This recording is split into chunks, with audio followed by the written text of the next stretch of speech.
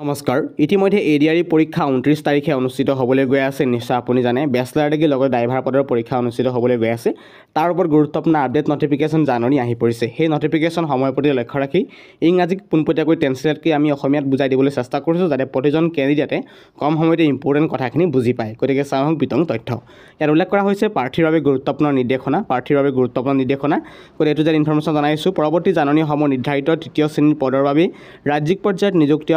আয়োগৰ অধীনত লিখিত পৰীক্ষাৰ বাবে প্ৰাৰ্থীসকলক তথ্যৰ বাবে তলত দিয়া নিৰ্দেশনাসমূহ ইয়াৰ দ্বাৰা প্ৰকাশ কৰা হৈছে 29/9/2024 তাৰিখে অনুষ্ঠিত হ'ব প্ৰাৰ্থীসকলক এডমিট কাৰ্ড দিয়া নিৰ্দেশনাৰ উপৰিও এই নিৰ্দেশনাসমূহ ভালদৰে চাবলৈ অনুৰোধ কৰা হৈছে অৰ্থাৎ 29/9/2024 বাবে যি পৰীক্ষা অনুষ্ঠিত হ'বলৈ গৈ আছে সেই দিনটোৰ বাবে এডমিট কাৰ্ড ইতিমধ্যে মুকলি কৰিছে এডমিট কাৰ্ডৰ গুৰুত্বপূৰ্ণ ইনষ্ট্ৰাকশ্যন ৰুল ৰেগুলেশ্যন দিয়া আছে সেইখিনি অনুৰোধ কৰিছে পঢ়িবলৈ সকলোকে জানি বুজি ল'বলৈ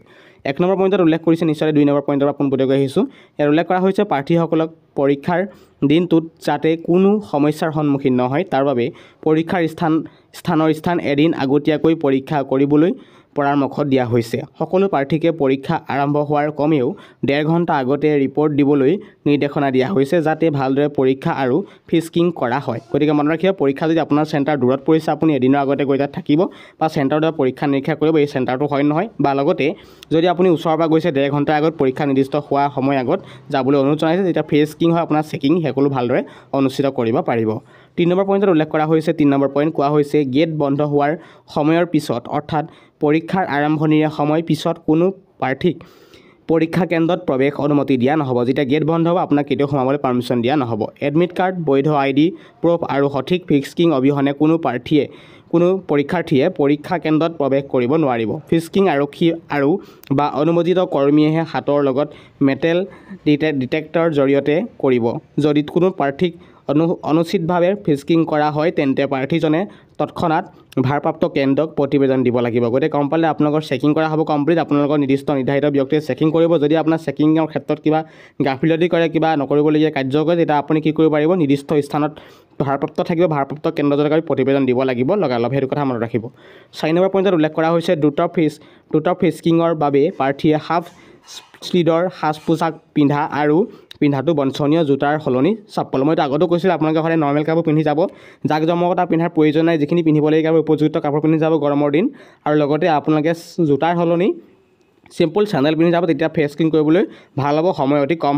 সময়ৰ ভিতৰত আপুনি ভিতৰত সোমাই যাব পাৰিব নহ'লে পিছত আপোনাৰ প্ৰব্লেমে ওচৰ চাপিব 5 নম্বৰ পইণ্টত উল্লেখ কৰা হৈছে প্ৰাৰ্থীয়ে পৰীক্ষাস্থলীলৈ তলত দিয়া বস্তুবোৰহে লগত লৈ যাব পাৰিব পৰীক্ষাৰ ভিতৰত কি সোমাব পাৰিব হলৰ ভিতৰত উল্লেখ কৰা হৈছে চেকিং কৰাৰ ভিতৰত সোমাব পাৰিব সেৱা ৱেবছাইটৰ পৰা ডাউনলোড কৰা এডমিট কাৰ্ড A4 আকাৰৰ কাগজত এটা প্ৰিণ্ট আউট গতিকে আপোনালোকে A4 সাইজৰ যিটো আপোনালোকে এডমিট কাৰ্ড লাভ কৰিছে এডমিট কাৰ্ডটো আপুনি A4 সাইজৰ পেপাৰত প্ৰিণ্ট কৰি নিব লাগিব এটা ডকুমেণ্ট নিব লাগিব তাৰপাছত নিব লাগিব বৈধ পৰিচয় প্ৰমাণ ভৌতিক ৰূপত চৰকাৰৰ দৰে Aadhaar card PAN card driving licence voter ID ইত্যাদিৰ দ্বাৰা প্ৰদান কৰা পৰিচয় প্ৰমাণ হ'ব গতিকে যিকোনো এটা নিলে হয় আপোনাৰ পৰিচয় পত্ৰ হ'ব লাগে তাত মুঠতে ফটো থকা হ'ব লাগে নিজৰ পেন কাৰ্ড হওক আপোনাৰ ভোটাৰ আইডি হওক বা আধাৰ কাৰ্ড হওক যিয়ে নহওক সেইখিনি সুন্দৰকৈ নিব পাৰিব আপোনালোকে তাৰপাছতে নীলা অথবা ক'লা বল পেন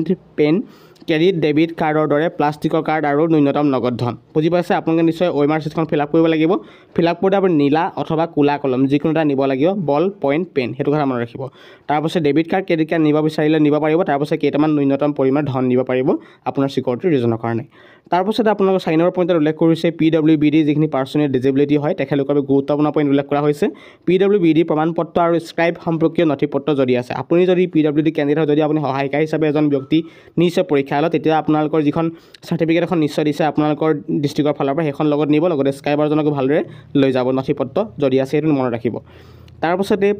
5 নম্বৰ পইণ্টত উল্লেখ কৰিছে লেবেল নথকা স্বচ্ছ ব্যক্তিগত পানীৰ বটল কিন্তু একেখিনি অতি সাৱধান চম্ভালিব লাগে গতিকে মনত ৰাখিব যেতিয়া আপোনালোকে পৰীক্ষা হলত সোমাব যাতে গৰমৰ ছিজন পৰিছে সেইবাবে আপোনাক পানীৰ যথেষ্টখিনি প্ৰয়োজন হয় গতিকে সেই পানীৰ পৰা সমাধান কৰিবলৈ ইতিমধ্যে চাইবাৰ নটিছৰ যোগেদি জনাই দিছে যে আপোনালোকে কি কৰিব লাগিব সেইখিনিৰ পৰা লক্ষ্য ৰাখি আপোনালোকে চিম্পল পানী বটল নিব লাগিব যিটো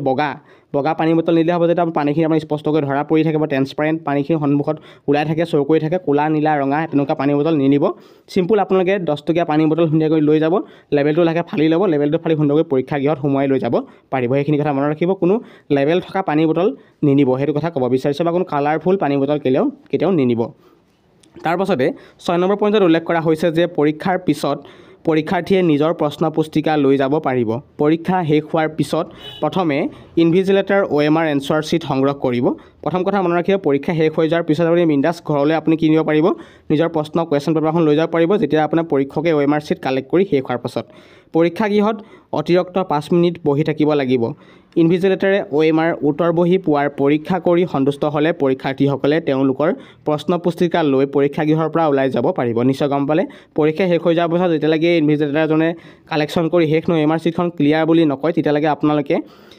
কি কৰিব লাগিব, তাৰ পৰা উঠি যাব লাগিব। ন্যূনতম 5 মিনিট হয় আপোনালোকে পৰীক্ষা হলৰ ভিতৰত থাকিব লাগিব, সেইটো কথা মনত ৰাখিব। তাৰপিছত কি কৰা হৈছে, তাৰপিছত অৱশেষত যেতিয়া নিৰ্দিষ্ট সময় গেট খোল খাব, আপুনি সুন্দৰকৈ নিজৰ দায়িত্ব সামৰি পৰীক্ষাৰ গৃহৰ পৰা ওলাই প্ৰশ্ন পুস্তিকাৰ লগত লৈ বিন্দাছ ঘৰলৈ উভতি যাব পাৰিব। এইটো আছিল ইম্পৰ্টেণ্ট ইনফৰমেশ্যন। কথাখিনি গম পালে, বিভিন্ন আপডেট কৰা হৈছে। গৰমৰ প্ৰতি লক্ষ্য ৰাখি খোৱা পানীৰ ব্যৱস্থা কৰা হ'বই, লগতে চেণ্টাৰ, কাৰণ বিভিন্ন ধৰণৰ চেণ্টাৰত যথেষ্টখিনি খোৱা পানীৰ ক্ষেত্ৰত প্ৰব্লেম হয়। সেইবাবে আপোনালোকে খোৱা পানী বটল নিব পাৰিব। মনত ৰাখিব, বটলটো নিবলৈ যাতে আপোনালোকৰ পানীখিনি স্পষ্টকৈ শ্ব' কৰি থকা হ'ব লাগিব, কোনো ধৰণৰ তাত